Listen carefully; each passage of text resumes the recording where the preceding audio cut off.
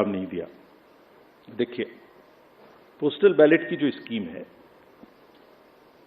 उसका रूल है 54A which was introduced in 1964 in the act.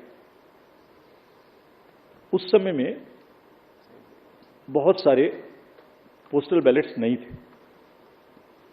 उस समय में सीनियर सिटीजन्स नहीं थे, पीडब्ल्यूडीज नहीं थे, ईटीपीबीएस भी उस तरीके का नहीं था। तो धीरे धीरे संख्या बढ़ रही है और for an inclusive election it is necessary that we extend this facility. जैसे पिछली बार आप ही ने कहा था कि आप लोगों को ये फैसिलिटी नहीं है, हमने जाके एनेबल की।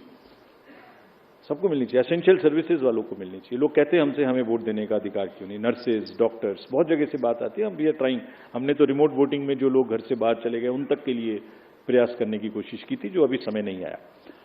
तो ये जो एक्ट कहता है, जो रूल कहता है, वो क्लियर कहता है कि postal ballot counting will start first. So on all centres in the country it will start first, no doubt about it. After only half an hour would start the EVM counting. So there are 3 countings which are happening simultaneously, and it is happening. It happened in 2019. It happened in all the 2022 elections of the states held thereafter.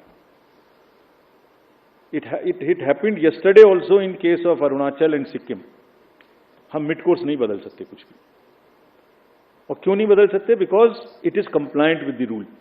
क्या कहता है कि तीनों start होंगी और उसके बाद निर्विरोध तरीके से लास्ट तक कंटिन्यू करेंगी। पोस्टल की तरह चलेगा, ईवीएम की तरह के चलेगी। जैसे ईवीएम खत्म होगा वैसे ही 5 वीवीपैट की पर्ची का गिनना शुरू हो जाएगा। और आप लोगों की जनरल जानकारी के लिए almost majority of the booths में पोस्टल बैलेट की संख्या कम है, तो वो वैसे ही ऑटोमेटिक पहले खत्म हो जाएगा। It will continue like this.